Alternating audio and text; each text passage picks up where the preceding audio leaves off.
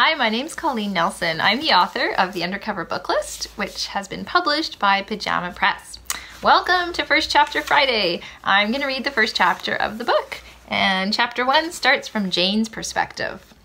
I didn't want to be late, not today, but my 6-year-old sister Kate had been extra picky about the way I braided her hair, and then she'd stopped to play with our neighbor's dog. By the time I dropped her off at the primary entrance and raced around to the middle school doors of Forest Hill School, the bell was about to ring. Sorry, I apologized as soon as I found Sienna.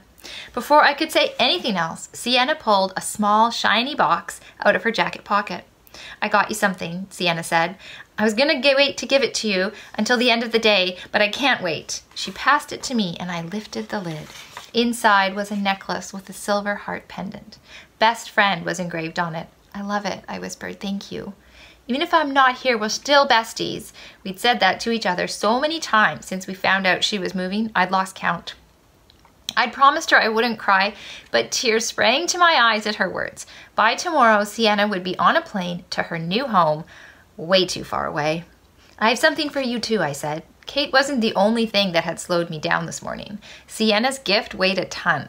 I unzipped my backpack and pulled out her present, the illustrated hardcover edition of Harry Potter and the Sorcerer's Stone. Sienna had wanted it for ages. You can read it and think of me. She clutched it to her chest, speechless. The bell for homeroom rang, and neither of us moved. A wave of emptiness rolled over me, even though Sienna was standing right there. I swallowed the lump in my throat and took a deep breath. I needed to be strong for Sienna. As hard as it was to say goodbye to my best friend, it was worse for her. Moving to a new city, starting over at a new school, making new friends, at least I'd still be in familiar surroundings. I'm gonna miss you so much, I said. We can call and text, I said, trying to stay upbeat, and FaceTime. You'll be so busy making new friends, you'll barely have time to miss me. She snorted with disbelief. Yeah, right. Here, help me with my necklace, I said, changing the subject. I lifted my hair so she could attach the clasp, then turned to face her. The heart dangled just below the hollow of my throat. How does it look? Perfect, Sienna said. Today was going to be sad, but tomorrow would be worse. I couldn't imagine coming to school and not seeing her. The first half of 7th grade had been tough, and not just because I'd known my best friend was moving. During the summer, my dad had been posted overseas as the chief of staff for a peacekeeping mission in the Middle East. It wasn't the first time he'd had to leave because of his job in the military, but this was the farthest he'd gone and for the longest time. Sienna had made it bearable with sleepovers and movie marathons. For my birthday, because she knew I loved mysteries, she'd even planned a scavenger hunt.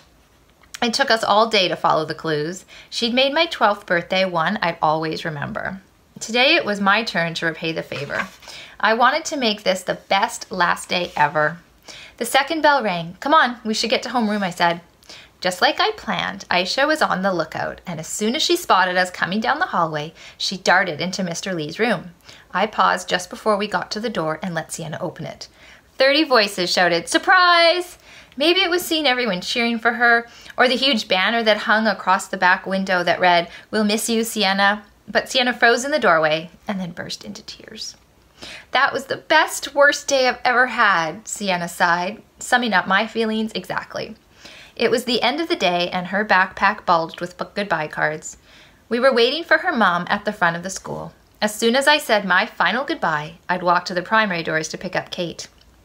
This time tomorrow you'll be in your new house, I said. Sienna nodded, but couldn't have looked less excited. I hope you can come for a visit.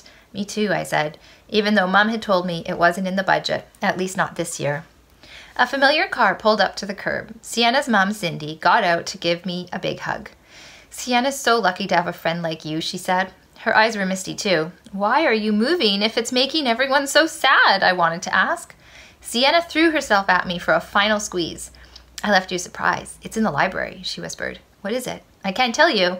Your clue is that it's safer approved. Safer approved? She gave me a mysterious look and opened the car door. Cindy walked around to her side and got in. Let me know when you figure it out, Sienna said. She slid into the passenger seat and rolled down the window. I'll text you when I get there, she called as Cindy pulled into traffic. I stared after the tailgate lights until the car turned a corner. A couple of primary kids walked past. Kate would be waiting. As I walked around the school, I repeated the clue she'd given me. Safer approved. Only Sienna could have found a way to make me look forward to coming to school tomorrow. And that's the end. I hope you enjoyed First Chapter Friday. Bye.